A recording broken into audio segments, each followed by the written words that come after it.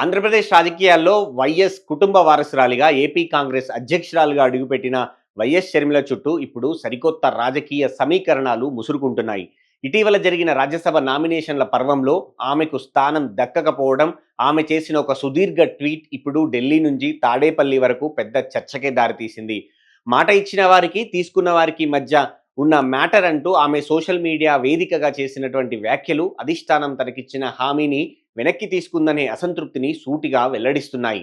Party కోసం, ముఖ్యంగా ఆంధ్రప్రదేశ్లో కాంగ్రెస్ను బ్రతికించడం కోసం తన అన్న వైఎస్ జగన్మోహన్ రెడ్డితో సైతం విభేదించి పోరాడుతున్న తనకు చివరకు కాంగ్రెస్ పార్టీలోనే సముచిత స్థానం దక్కకపోవడం ఆమెలో అభద్రతా భావాన్ని పెంచుతోంది. ఈ పరిణామాల వెనుక తాడేపల్లి ప్యాలెస్ స్క్రీన్ ప్లే ఉందనే అనుమానాలు షర్మిలను తీవ్రంగా వేధిస్తున్నాయి. ఏపీలో ఘోర పరాజయం తర్వాత ఒంటరైన వైఎస్ఆర్సీపీ అధినేత జగన్మోహన్ రెడ్డి జాతీయ స్థాయిలో కాంగ్రెస్ అధినాయకత్వ మద్దతు కోసం తెరవెనుక రాయబారాలు నడిపినట్లు అప్పట్లో రాజకీయ సర్కిల్స్లో గట్టి ప్రచారం సాగింది. ఈ క్రమంలోనే షర్మిలకు కర్ణాటక, ఇతర కాంగ్రెస్ పాలిట రాష్ట్రాల నుండి రాజ్యసభ సీటు ఇవ్వకుండా అడ్డుకోవడంలో జగన్ ఒత్తిడి పనిచేసిందనే గుసగుసలు కూడా వినిపిస్తున్నాయి. రేపటి రోజున జాతీయ ప్రయోజనాల కోసం కాంగ్రెస్ హైకమాండ్ గనుక జగన్తో పొత్తు పెట్టుకుంటే తనను నిర్దాక్షిణ్యంగా పక్కన పెట్టేస్తారనే ఆందోళన ఇప్పుడు షర్మిలలో స్పష్టంగా కనిపిస్తోంది. గతంలో వైసీపీ లాంటి ప్రాంతీయ పార్టీలు ఎంతకాలం విడిగా ఉన్నా చివరకు కాంగ్రెస్ సిద్ధాంతాల నుండే పుట్టుకొచ్చాయి.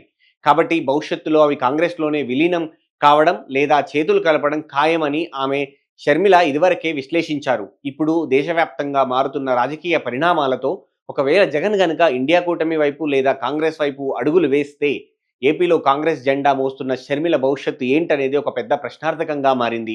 జగన్ను తీవ్రంగా విభేదించి వైసీపీ అరాచకాలను ఎండగట్టిన ఆమె మళ్ళీ అదే జగన్ నీడన కాంగ్రెస్లో కొనసాగడం దాదాపు అసాధ్యం. ప్రస్తుతానికి కాంగ్రెస్ పార్టీకి ఉన్న పరిమిత స్థానాల దృష్ట్యా మరో రాజ్యసభ సీటు సాధించడం అంత సులువైన విషయం కాదు.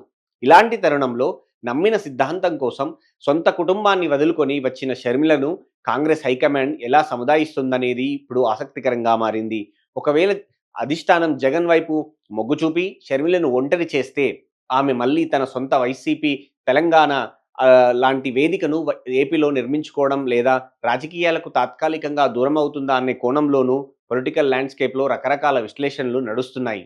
ఏది ఏమైనా రాజకీయాల్లో శాశ్వత శత్రువులు, శాశ్వత మిత్రులు అనేది ఉండరు అనే సూత్రం ఇప్పుడు షర్మిలకు రాజకీయ ప్రయాణాన్ని ఏ వైపు మలుపు తిప్పుతుందో చూడాలి.